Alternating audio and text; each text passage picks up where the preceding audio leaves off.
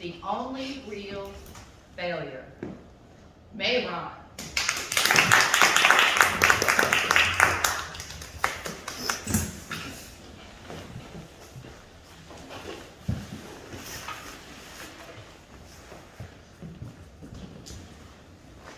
Standing in the middle of a supersized Barnes and Nobles, I watched my husband and my cousin step on the escalator and move away.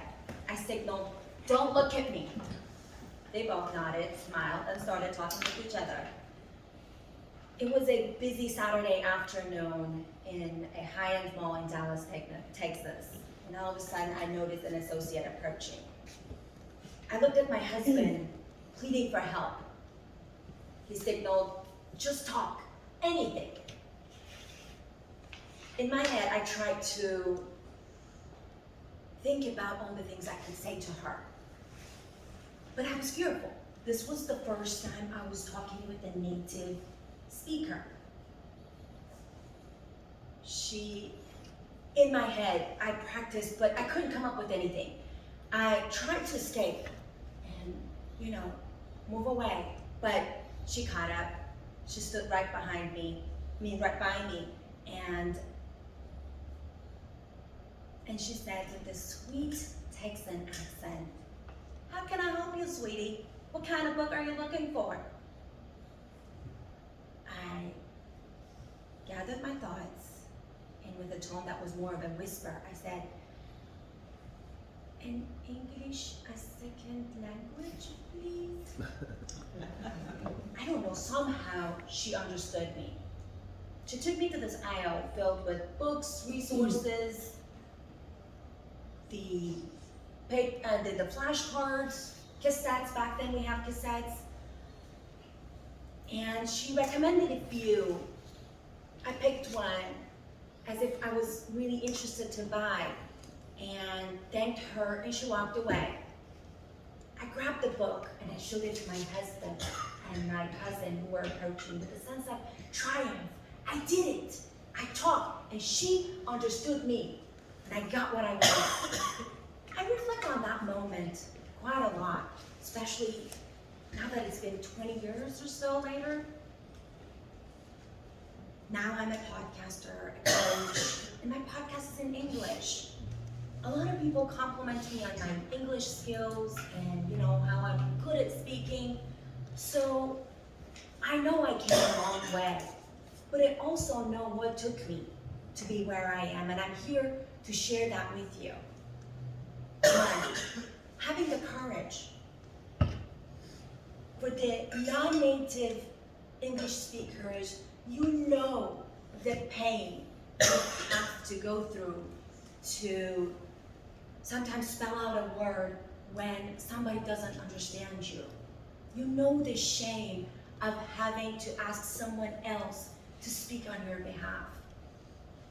You know how it feels when you need to keep repeating yourself when people don't get you. But despite the pain or the shame, we need to talk. Because if we don't, we're gonna lose our voice. And when we lose our voice, the country is gonna lose all the great things we bring along. All the different ways we problem solve. All our ideas. And the beautiful things we bring from our culture. So courageously speak. 2, accept the accent for what it is. I know how many immigrants don't speak because of the judgment they have toward their own accent. Let me share an insight with you. My boss at Mount Sinai School of Medicine once told me that, "Mehran, you have a Texan Iranian accent." I laughed. I thought that was very cute and very honest. I loved it. I said, "Thank you. That's true. I'm Iranian, born and raised there, and I learned most of the English in Texas, so it only makes sense. And I'm grateful that people can have a short conversation with me and sense that. That's part of my identity. That's part of who I am. And that's beautiful. Now, I don't say this to mean that we shouldn't be improving our accents. We should, especially if it is impacting our courage, if it is impacting our confidence, or if it is slowing our professional growth or personal development. We should work on it. But first, we need to accept it for what it is, and then continue improving it over time. But that takes time. 3, prepare. Preparation prevents poor performance. What a mouthful word to say, or sentence to say. But that's true. And for us immigrants or non-native speakers, we need to prepare more. That's part of what it is.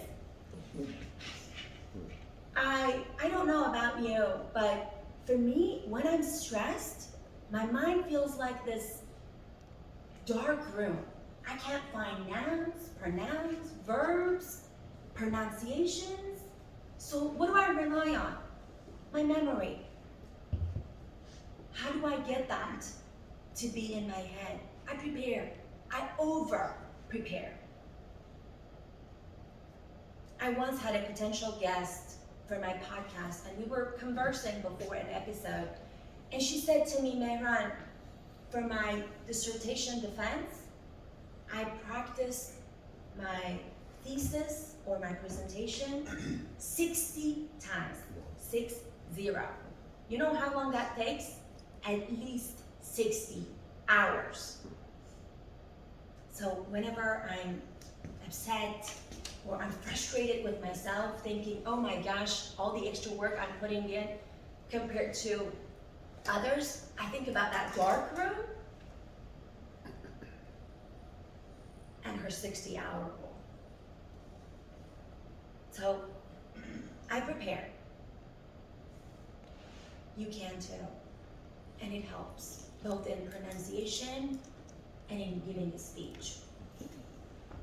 I just shared with you the 3 things I do to be where I am.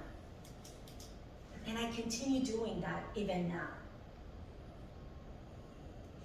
But what I want you to do in this year, in 2022, is that keep trying.